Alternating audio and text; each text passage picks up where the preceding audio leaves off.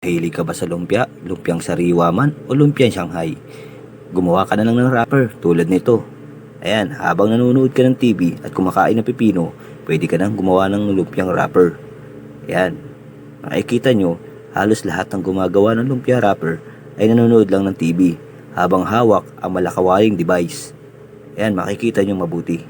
Napakadali ng paggawa ng wrapper o ano na, nasa yellow bag lang yan.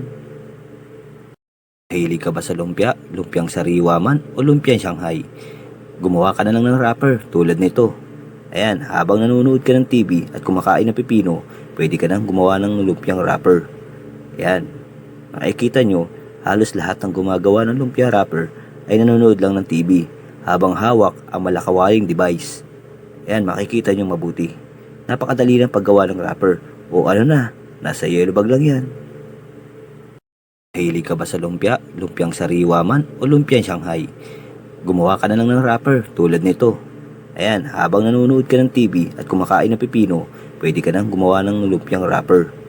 Ayan, makikita nyo, halos lahat ng gumagawa ng lumpia wrapper ay nanonood lang ng TV habang hawak ang malakawaling device.